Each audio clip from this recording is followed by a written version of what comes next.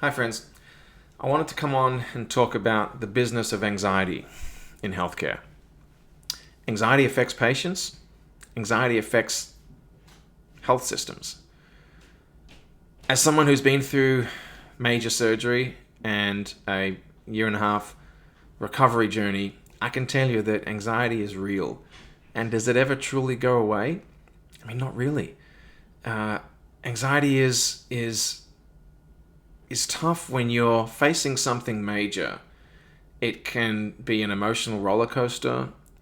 It generally manifests in a fear of the unknown, not knowing what to expect on the other side of going through something major. The fear of knowing what you're about to face.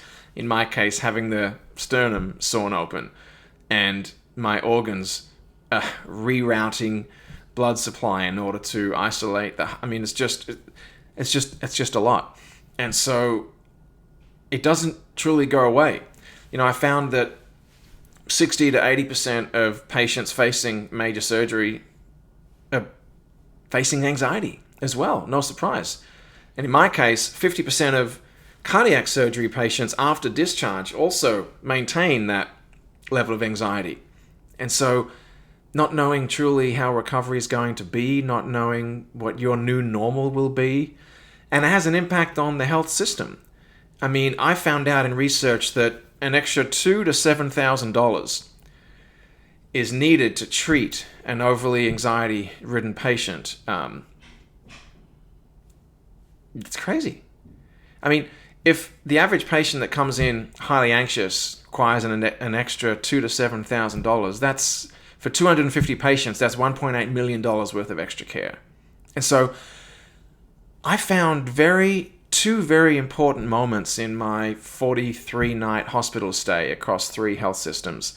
2 moments were when I met with a chaplain. My wife and I met with a chaplain in hospital. And that chaplain did not provide clinical advice. It provided emotional support.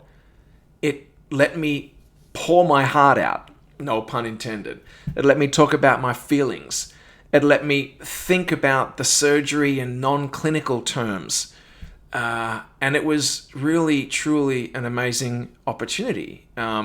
They brought the spiritual, emotional, therapeutic approach to the clinical advice I was getting.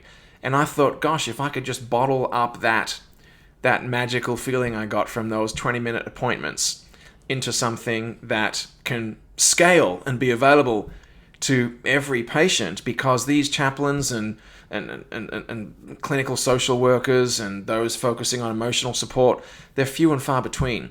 And when clinicians are burdened with also providing emotional support to patients on top of what they're already doing, it's that extra capacity that is, adding to burnout. So I thought, I wonder if technology can play a role there, not to replace the role of a human clinician, but to scale it in between visits, because those moments in between visits during recovery or in the lead up to surgery are those ones that send you down a rabbit hole of misinformation. When you're scouring the bottoms of Reddit or Facebook groups or Google trying to find answers.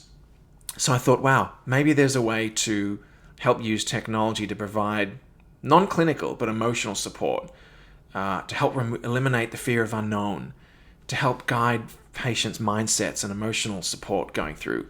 I'm using my experience to also tell my story on stages of major health events and some big healthcare brands to drive awareness to what I feel is basically a definite future of the patient experience where AI plays a key role. And I'm really hoping that I can help make a difference. Thanks for watching.